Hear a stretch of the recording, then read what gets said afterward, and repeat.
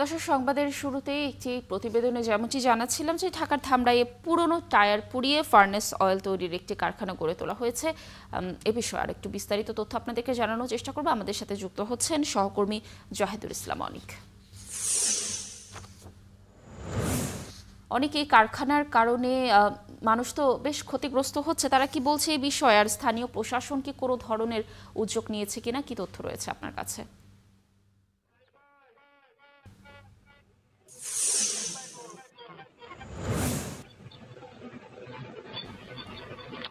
লাবণী, আমি এই মুহূর্তে আছি ঢাকার ধামরাই রোয়াল ইউনিয়নের সাঙ্গুর এলাকা। আপনাকে জানিয়ে রাখি, এই সাঙ্গুর এলাকা সহ আশপাশে প্রায় আরো 5টি গ্রাম, যেগুলোতে কিন্তু কৃষি কাজ হয়, এবং এই কৃষি কাজ এলাকার মধ্যেই কিন্তু আমরা দেখতে পাচ্ছি যে একটি পাইরোলোসিস, যেটি হলো পরিত্যক্ত টায়ার, সেগুলো পুড়িয়ে ফার্নেস অয়েল তৈরি করা হয়। এবং এই ফার্নেস অয়েল তৈরির কারণে এখানে আশপাশে যে গ্রামগুলোতে রয়েছে তাদের কিন্তু বলছেন যে এই রাতের বেলা যখন তারা এই ফার্নেস অয়েল গুলো পরিত্যক্ত টায়ার গুলো পুড়ায়, তখন এখান থেকে ধোঁয়া সৃষ্টি হয়, এবং যে ধোঁয়ার কারণে কিন্তু আশপাশে যারা বসবাস করেন এবং যারা এই কৃষি কাজ করেন তাদের ফসলের পাশাপাশি তাদের যে বসবাসের জন্য তারা যেখানে থাকেন সেখানেও কিন্তু তারা ক্ষতিগ্রস্ত হচ্ছেন।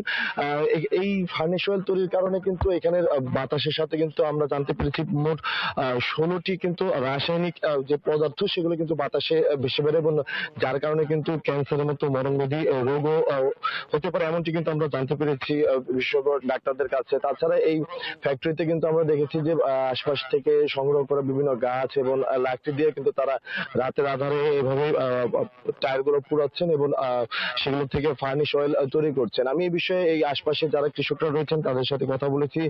তারা অনেকটা ভীত সন্ত্রস্ত, কারণ এই ফ্যাক্টরিটি গত বছরও কিন্তু এখানে অভিযান পরিচালনা করেছিল পরিবেশ থেকে, এবং তারপরে আবার তারা ঠিক কয়েকদিন পরে সেটি আবার তৈরি চালু করে।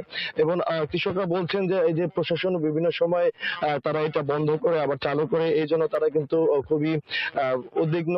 তারা চাচ্ছেন যেন প্রশাসন খুব দ্রুত সময়ে এটিকে বন্ধ করে দেয়।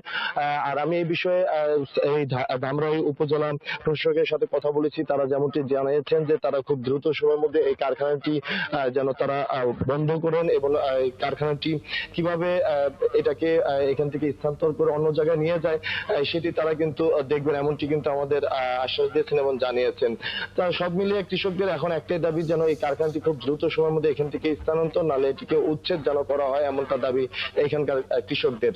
লাবণী, অনেক ধন্যবাদ আমাদের সাথে যুক্ত থাকার জন্য। দর্শক, ঢাকার ধামরাইয়ে পুরনো টায়ার পুড়িয়ে ফার্নেস অয়েল তৈরি কারখানা গড়ে উঠেছে, এ বিষয়ে সেখানকার সর্বশেষ তথ্য জানাচ্ছিলেন আমাদের সহকর্মী।